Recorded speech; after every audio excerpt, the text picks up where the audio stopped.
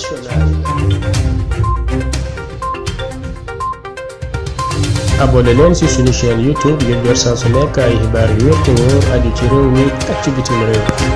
Seneinfo.net. yéeg Mamadou Mouhamed Ndiaye. jërë ngeen jëf couvre-feu gi jeex keroog yokkaat nañu ci yeneen juróom-ñetti fan xibaar baa ngi ci xët mu njëkk Soleil national ministre intérieur di Antoine Félix Diome moo ko wax démb ci télévision nationale Walf Quotidien nañu Ndakaaroo kees dañuy wéy di des ba léegi ci ak lëndëm fatu 21h ubbi 5h du matin yokkaat nañu ci couvre-feu bi yeneen juróom-ñetti fan tey jii ci talaata ji ca la ñu war a promulguer loi ba ñu woote woon keroog ci assemblée nationale mu soxal ay joyandi ak i coppite ci état d'urgence beeg état de siège bi lii Quotidien nañu lii état bi def mu di yokkaat couvre-feu bi def nañu lu ñu tegul fenn dogal la bu ñu jël te tegewul ci yoon illégal ak illégitime ci ñaari waat yooyee la journal bi tënkee yëf yi mu di wàllu couvre-feu gi la si ne kay nee nañu président Macky Sall mi ñu doon xaar mu wax ci mujj caa wax ab administration la ca wax loo ñoom la jébalaat patas bu tànk bi ne leen régler leen ko Vox Populi mel ne ku naan ñu du neex a régler ndax ñoom ñi ko war a régler dañoo far sax juum ci seeni délai bu nuppi jàllax yi fi gouverneur yi ngir mën cee raxasu Antoine Diome nee na mu di ci Ndakaaru di ca kees couvre-feu bi dafay wéy ba talaata jii di ñëw dëkk bu ci nekk sant nañu gouverneur ba fa nekk mu seere ko gouverneur bu Ndakaaru di Alassane Sall ak Maurice Latyr Dione gouverneur bu kees ñoo ci des Le Quotidien nañu tuuni di Antoine ma nga ca prolongation ya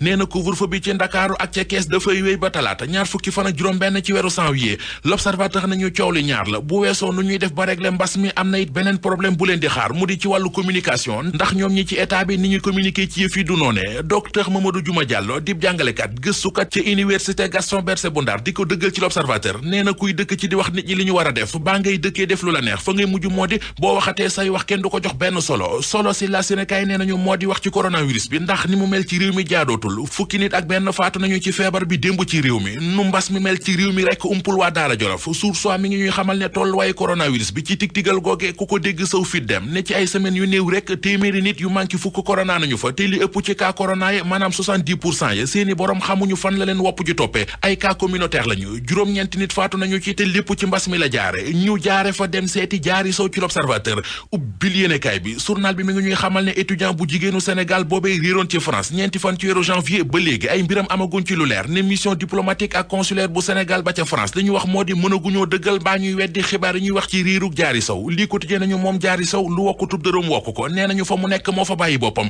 ñoo ngi wax sax waxi naan moom xale bu jigéen bi dafa fàq la Sénégal nañu police bu France moo ko wax ñu wax ci waxtaan yu première dame bu Sénégal Marième Sall doon def démb ci télévision nationale journal Les Échos nañu guléet la moom Marième Sall ba mu déggee première dame ci réew mi ak léegi démb la masa toog di waxtaan ak presse bu Sénégal nee na li tax mu toog daanaka juróom-ñetti at kenn déggu ko moo di bëggul di wax di seene président moom kenn falu ko boroom këram Macky Sall la ñu fal moo tax moom it mu topp ci ginnaawam def na ñëpp xamal na nit ñi nañu moytu ñuy ñëw ci ñoom naan dama leen di yóbbu ci première dame ndax mënuñu ko képp ku ma bëgg a gis yoon wi wenn la amul xajji amul seen Soleil national nañu première dame nationale dolli na ci ne fondation Sarwi le Sénégal gi mu taxawal ñëpp la fi nekkal moytu leen ñi ñëw di leen laaj xaalis ci sama tur rawatina nag ñiy jaare ci réseaux sociaux yi man Marième Sall laajuma kenn dara laajuma benn xaalis nu ma dimbalee nit ñi lay seet rawatina ñi feebar